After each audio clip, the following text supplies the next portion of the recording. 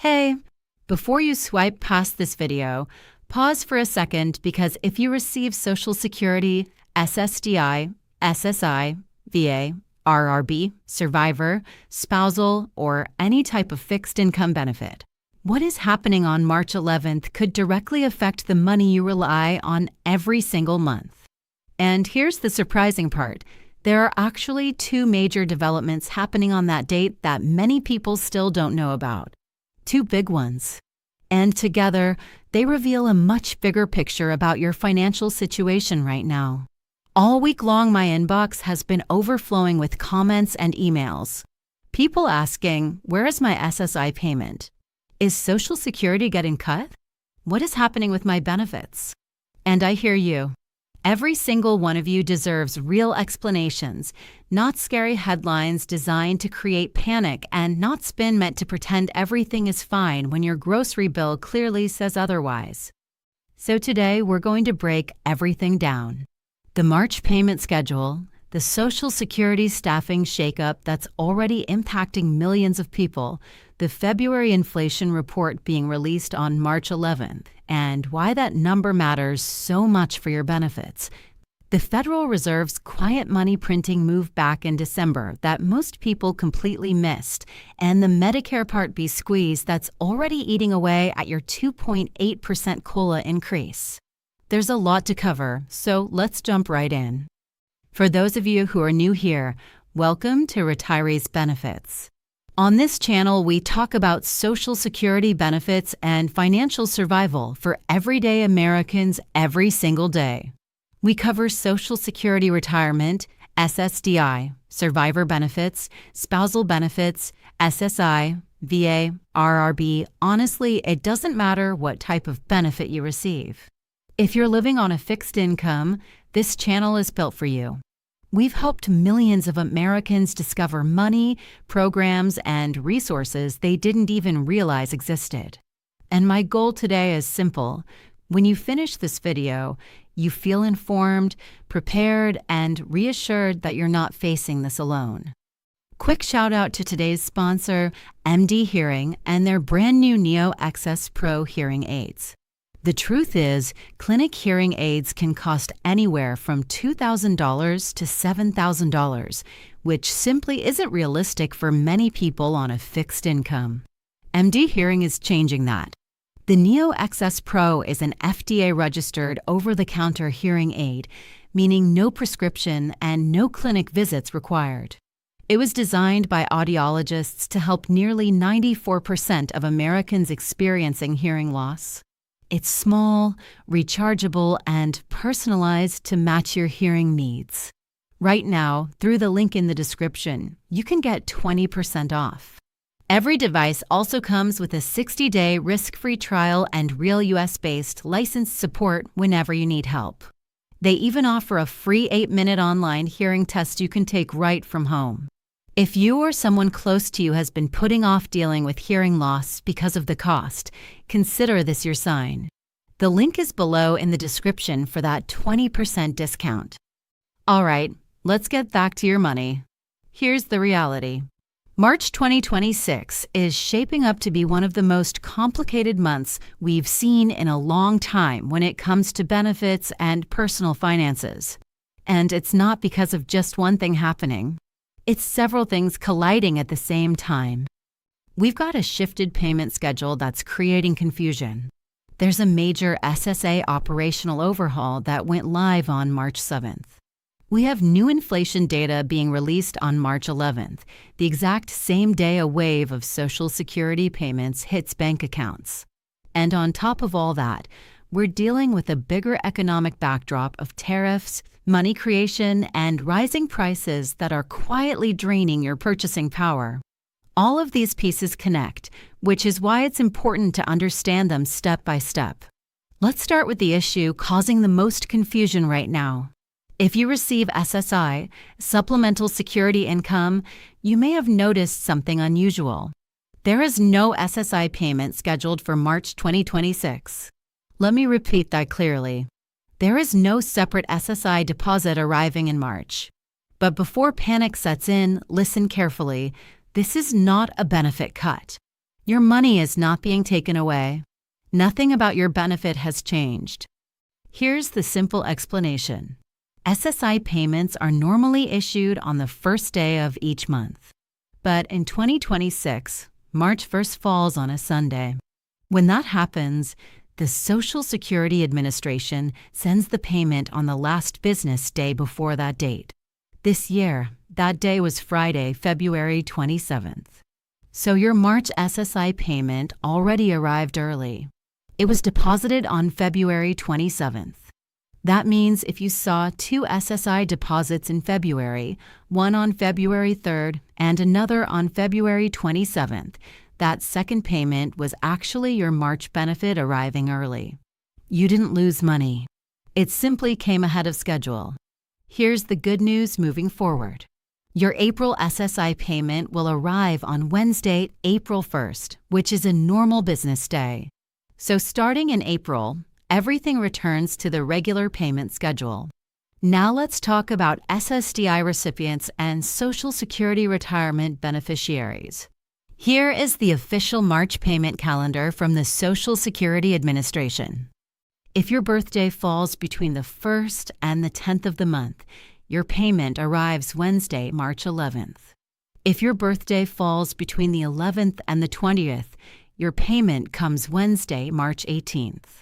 If your birthday falls between the 21st and the 31st, your payment arrives Wednesday, March 25th. And if you began receiving Social Security before May 1997, or if you receive both Social Security and SSI, your payment was already issued on Monday, March 3rd. Write those dates down, save them in your phone, and consider sharing this video with someone who might need the information. Now to all the veterans watching, first, thank you for your service. Here's your update. VA disability compensation payments for March 2026 were distributed on Monday, March 3rd, because March 1st fell on a Sunday. These payments already include the 2.8% COLA increase that started in January. These payments now begin at $175.51 for a 10% disability rating and increase from there, with maximum standard benefits exceeding $4,000 per month, depending on rating level and dependent status. And in just a moment, I'll share some encouraging VA news as well. Now here's the part of the story that many people are missing, and honestly, it might be the most important piece of all. On Wednesday, March 11th at 8:30 a.m. Eastern Time, the Bureau of Labor Statistics will release the February 2026 Consumer Price Index report, the official inflation data. For anyone living on a fixed income, this number matters enormously. Let me explain why. The Consumer Price Index measures how much prices are increasing across the economy. It tracks the cost of things like groceries, electricity, medication, and household goods. In theory, it shows how far your dollar actually goes. And I say in theory because we all know what reality feels like. The $100 you spent 6 months ago does not buy the same amount of groceries today. We feel it when we check out at the grocery store, when we fill up the gas tank, when the electric bill arrives, and when everyday essentials cost more than they used to. The most recent CPI data we have, January 2026, showed inflation running at about 2.4% year over year. On paper, that might sound manageable. But remember, your COLA increase this year was only 2.8%. That means inflation is already eating away at that raise. And several economists are warning that February's inflation number, the one being released on March 11th, could be higher. That's because we're now starting to see the full impact of 2 major economic forces that are pushing prices upward. The first is tariffs. Economists have been warning for months that tariffs would start showing up in real prices in early 2026. And now we're beginning to see that effect. The Tax Foundation estimates that new tariffs could effectively add about $1,300 per household in costs this year. Food prices alone are expected to rise around 1.4% because of tariffs on imported products like coffee, seafood, and produce. The second force is the Federal Reserve expanding the money supply. In December 2025, the Federal Reserve quietly announced a program to purchase roughly $40 billion in short-term Treasury bills each month. They called it reserve management purchases, but in practical terms it means injecting more money into the economy. And historically, when more money enters the system, inflation tends to rise because more dollars are chasing the same goods. Some economists now warn inflation could climb closer to 4% by the end of 2026. If that happens, your benefit check, which only received a 2.8% COLA increase, will gradually lose purchasing power as prices continue rising. And here's something that makes the situation even more frustrating for many retirees. Most Social Security recipients have their Medicare Part B premium automatically deducted from their monthly check. In 2025, that premium was $185 per month. In 2026, it increased to $202.90, nearly a 10% jump in just 1 year. So while the average beneficiary saw about a $56 increase from the 2.8% COLA, roughly $17.90 of that increase immediately went toward the higher Medicare premium. Research from the Center for Retirement Research at Boston College shows that more than a quarter of this year's COLA increase was already absorbed by the Medicare Part B premium hike alone, before accounting for inflation in groceries, housing, or utilities. In other words, for many people on fixed incomes, that raise has practically disappeared already. And we're only a few months into the year. Now let's talk about another major change that happened this week involving the Social Security Administration itself. On March 7th, the SSA implemented a significant operational overhaul affecting customer service, appointment scheduling, and case management.